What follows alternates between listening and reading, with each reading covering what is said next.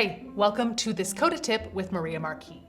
If you're coming from another tool, Google Sheets, Notion, Trello, a CSV file, anywhere else, we have a bunch of helpful import tools so you don't have to go through all of them mix and match manually. So let's walk through how to move in to your brand new Coda home. Feels so great.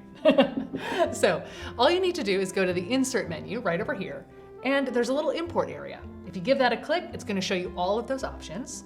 Now, when you get here, you can then click on any of the ones we offer and it's going to give you instructions. So for Google Docs, I just give it a click. I need to just sign in once and then it'll allow me to pick from my Google Docs and bring them over here. Same thing for Excel or Sheets, right?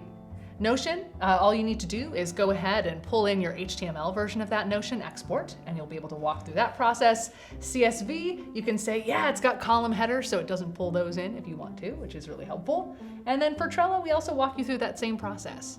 So moving doesn't need to be hard. You don't need to call your friends and get them to have a truck and then give them pizza and beer to bribe them for that import. Just use one of our tools. You'll be able to come on in and make yourself at home. Welcome.